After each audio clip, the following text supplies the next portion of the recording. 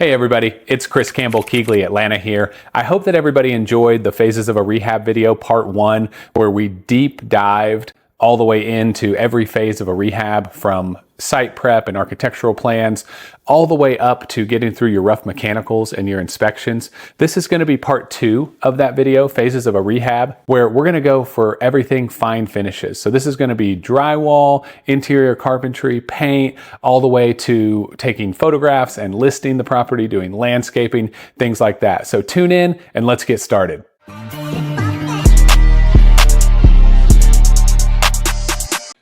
Alrighty then, congratulations. You have made it through your rough mechanical inspections. I'm so excited for you. Way to go. You have made it through the framing inspection. You are ready to move on to the final phase of the house, which starts with drywall. Drywall is a very self-explanatory phase. It is the phase where you install drywall. Yes, you're right. Good guess. Fantastic work. Yeah, but you're going to hire a drywall crew. They're going to come in. They're going to charge you by the sheet. They're going to put in the drywall on the walls, on the ceilings. They mud it. They sand it down. They make it perfectly pretty and crisp and clean. They cut out all the holes for the electrical outlets and the light switches and the can lights and all of that stuff. And then that takes you into the next phase of the house, which is basically interior carpentry.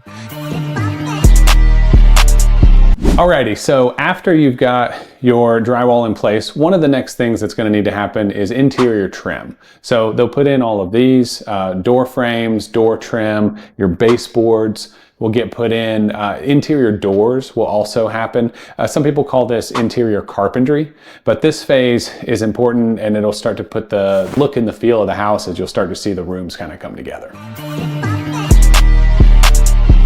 This is a super exciting phase of the house because you're getting so close, and this is where it really starts to come to life with all of the design elements, like the tile starts to go in, the bathrooms start to come together, the flooring goes down, light fixtures go up. And although it sounds like this is going to be a quick part of the process, this is the longest process, other than waiting on permits sometimes, in the entire house building or renovating process. Your drywall's up. Your interior carpentry and trim and doors, that's all done. At some point, you can paint the interior of the house. Now, this can come at different phases, like a lot of the things that we've been talking about, but this is a good time to at least put the first coat of primer, maybe the first coat of paint on, get the trim painted. A lot of times you don't want to paint after flooring because the painters will make a big mess on your flooring, but we've talked about already putting down like a ram board or something to protect the floors in that case. There's a lot of these that you can juggle around, but just know at some point around here, you're going to need to paint the house on the inside. Again, a lot of these things will happen in different orders depending on your contractor or depending on some different factors of your house. But another very important thing that happens in these final finishes stages is flooring. Flooring is often a turnkey provider. So that provider will come in, do work for a few days and then get out. And usually you have to give them the house to themselves because while they're working on the floors, nobody can be in here walking on the floors. In this house, for instance, we had this 2-inch oak, which was natural to the house. So we just were able to refinish the flooring, which was awesome.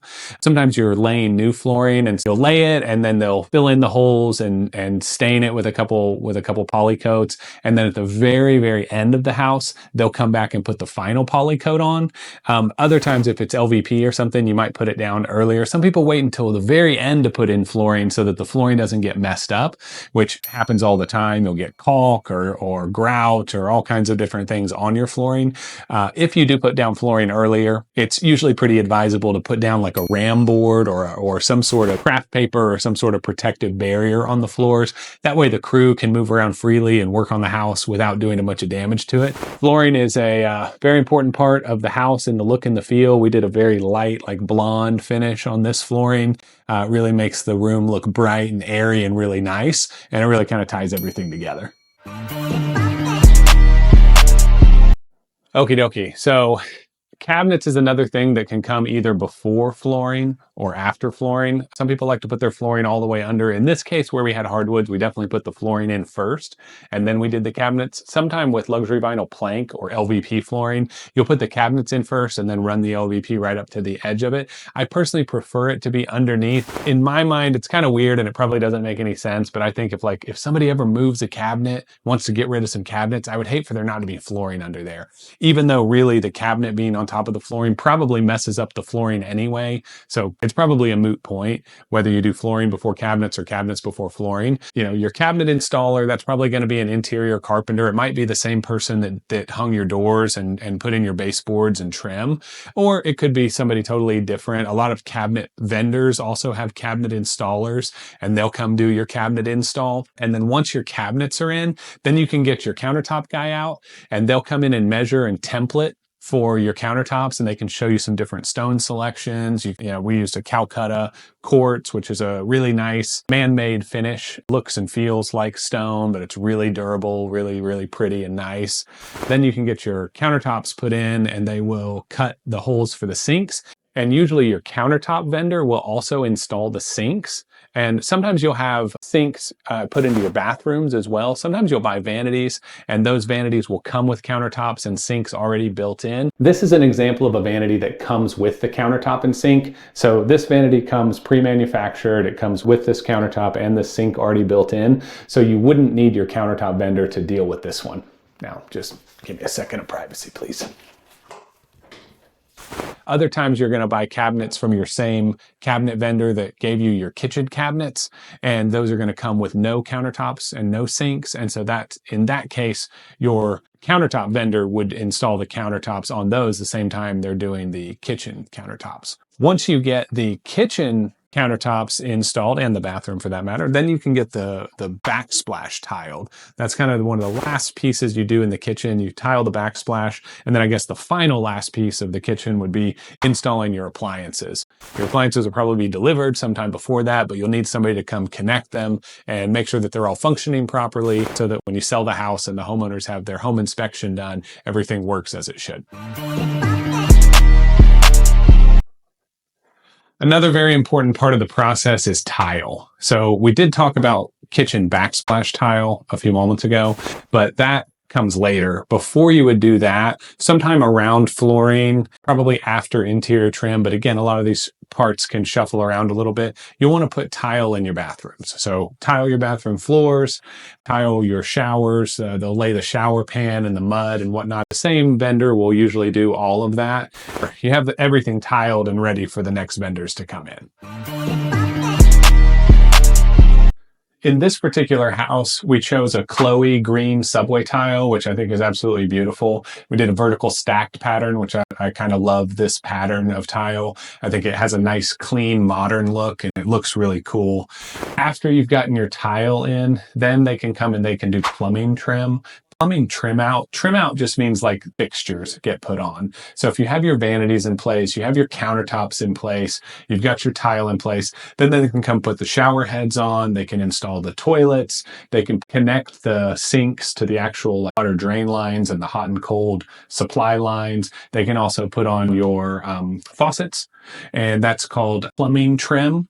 Usually you wait until the bathrooms are done and the kitchen is done so that they can come do all of that at the same time. Sometimes you'll get a subcontractor who can do all of that and is also, you know, the same guy who hangs your mirrors, and maybe he does your electric trim too.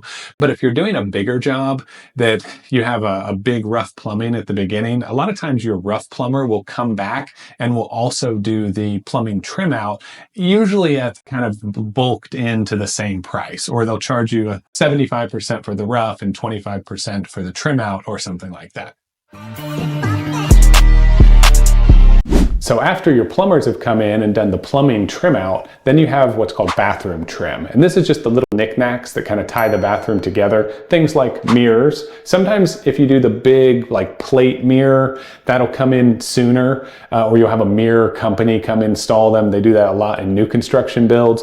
I'm not a big fan of those mirrors. Even if I do, I'll usually put like some trim around it to make it look nicer. I like metal mirrors or octagonal mirrors or hexagon mirrors or ovals or circles or rectangles, or, you know, I like shapes basically in my mirrors, and some sort of like I don't know, I like it to look a little bit more custom than to look more like cookie cutter, like builder grade home. In addition to the mirrors, you're also going to have towel racks and toilet paper holders and those kind of things. I just realized those aren't installed in here, so this is a bad bathroom to show an example of that. So I'm gonna have to find my project manager and figure out what happened to them. So when you get to the trim out phase, it doesn't matter who gets trimmed out first, whether the plumbers come in and do the plumbing trim or the electricians come in and do the electric trim. It really just, however scheduling best works. But when you're talking about electric trim, that's basically putting in all the light fixtures, electrical outlets, receptacles, light switches, light switch covers, things like that. So this is like putting in your chandeliers, can lights, ceiling fan, bathroom vanity lights. Basically all the lights, in case you didn't get it. In addition to light fixtures, when you're talking about electrical trim, you also have all of the receptacles and switches. Light switches and faceplate covers, right? That gets installed at this phase of the rehab, and also electrical outlets. So this is called a receptacle. There we go. And it has a faceplate cover around it. Why is there a receptacle up at eye level? I need to find my project manager. Steve! Steve! Another part of fine finishes is the interior carpentry, such as closet systems. A lot of times in lower end houses, you'll just put like wire racks in or something simple. I generally don't like wire racks. I like my houses to feel a little bit more upscale, even if they're not the highest end house. I like to build in these. I find that a good carpenter can build something like this for pretty inexpensive because they're already at the house doing a bunch of other work anyway. And I just think these look really nice and they give the end buyer of the house just a really nice product to take home. If your house happens to have a fireplace, you have to make the decision fairly early on. Are you going to keep the fireplace, or are you going to brick it in, or just demolish it and get rid of it altogether? I try to keep fireplaces as much as I can. We're in the South, we're in Atlanta. We only get a couple days a year where we really get to use a fireplace. So if there's a chance to have a fireplace, I really like to have it because I think it's a nice little added bonus that you don't really get to see in a lot of Atlanta houses. If you do decide to keep your fireplace, you're going to need to get that fireplace inspected at some point, and I would suggest doing that early on. Usually a fireplace inspection company or a fireplace repair company, they'll come out and they'll do an inspection for a nominal fee. It's not that, a few $100s. They'll come out and do the inspection. Where they make their money is by giving you a list of repairs that's like this long, and each repair is really expensive generally, but usually your contractor can do those repairs for a third of the cost or even less. So we usually hire a fireplace inspector to come do the inspection. Then we repair everything that he brought up on our own. That way, when the end buyer buys the house, if they do a fireplace inspection or if they hire a fireplace inspector on their own, it'll pass that later inspection, which is the more important one because that's during their due diligence period. And when, you don't want to lose a buyer at that point when you're that close to getting to the closing table. On the exterior of the house, when you've already got your decks or porches built and all of the siding has been done and the windows are in and the roof is on, then it comes exterior painting. So exterior painting is pretty self-explanatory. Sometimes there's paint, sometimes there's stain involved, like we did on the ceiling here of this porch to keep a really nice natural wood look. But exterior painting, you'll come in and they'll paint the whole house and trim in a couple days, depending on the size of the house, maybe 4 or 5 days at the most. And then once the exterior paint is done, then you can put the gutters on. And that's pretty much wraps up the exterior other than landscaping, which we'll get to in a little while. Okay, so assuming that your exterior painting is all done, that your gutters are on, and that all that stuff is taken care of, one of the last little pieces of the puzzle is doing landscaping. We didn't do a lot at this house. We actually did a decent amount of grading, and we just put down some grass seed and some wheat straw. A lot of times we'll sod a front yard. This was a really big front yard and didn't really need it. We did take down a tree that was about $3,500 to take down, and that was at a really good price. It was a huge tree over in the side yard, so it was nice getting rid of that. We mostly did a bunch of landscaping demo. We did a few little plantings here because it is winter, so at this time of year, we're not going to get a lot of flowers or colorful things, but usually we'll pepper in some color. And once you get done with your landscaping, you're pretty much ready to put the house on the market. The only things you'll have left to do interior are usually getting rid of all the construction debris and trash, having a good deep clean where they come in and scrub the entire house and make it like nice and spick and span clean. If the flooring guys need to come in and put a final coat of poly, this is a great time to do that. Then you'll get the stager to come over and stage all the furniture, and then you're good to go. When everything else is done, the house is pretty much buttoned up and sealed. You're just about ready to go. There's a couple last steps near the very end. One of those is to get the house completely deep cleaned. So first, you want to get all your construction debris cleaned up, bagged up, the house broom swept before your deep cleaner comes in. Then you're going to bring in a really good cleaning crew, and they're going to do a deep clean, make it nice and spick and span, scrub everything, get all the caulk and grout and all of those kind of things, get that out of the way. Once all of that is done, then you're going to bring in a stager. The stager is going to furnish the house, or at least the main parts of the house. Mine usually does living room, a couple bathrooms, the primary bedroom, the kitchen, if there's an office, sunroom, extra things like that you want to show the functionality of the house. It makes the house feel pretty and lived in, and like it makes it more inviting for a buyer. They put, all of these decorations were all done by the staging crew. And after it's staged, then you're ready for photographs. A good photographer comes in, gets you nice angles of the chandeliers and of the house and the bathrooms and everything, and then you're ready to go on the market. Please hit the like button, subscribe. We'd love to continue putting out great content for you guys and help you on your journey as a real estate investor, as a flipper, whether you're side hustling or trying to make this a full-time thing. We thank you from the bottom of our hearts from Keyglee, Atlanta. Thank you guys so much. I'm Chris Campbell. Hope you guys tune in again.